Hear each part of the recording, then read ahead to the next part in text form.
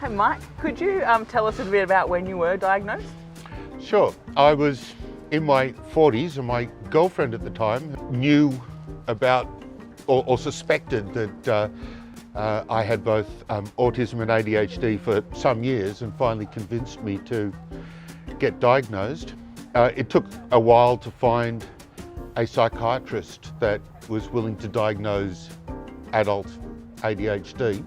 And after he met with myself and my mum, he said, if I was born today, I would have been diagnosed by the time I was 6 months old, because it's that extreme and that obvious. What tips do you have for other leaders that you could share? Okay, well, I guess it all started for me. I attended a neurodiversity awareness session, and so working with Mike has been, I guess, the first time I've had that experience.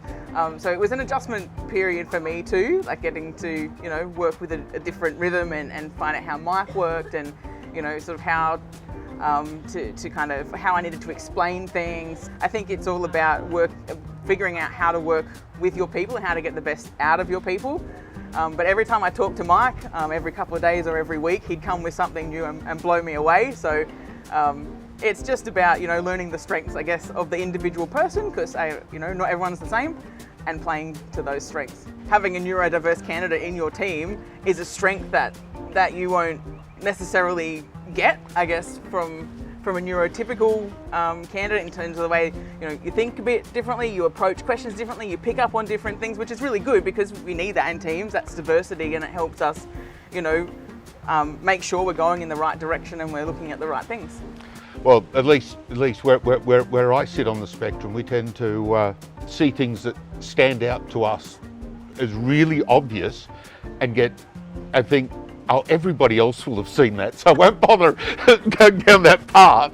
And then you find out that no one has seen that real big flaw that's standing out really clearly to us, but nobody has seen it or addressed it or anything.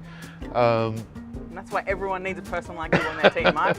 It was the first time in my 4 and a half plus decades of professional life that I actually felt encouraged and supported to go off and just do that random research that nobody knew would be useful or not at the time, and was encouraged to challenge myself to do that.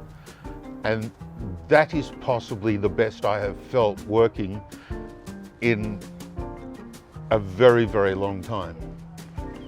And the thing is, many of us have superpowers when it comes to certain specific things that fit their niche, and finding that and taking advantage of that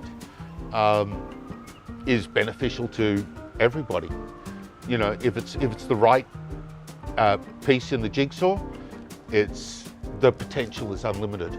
Absolutely agree with that.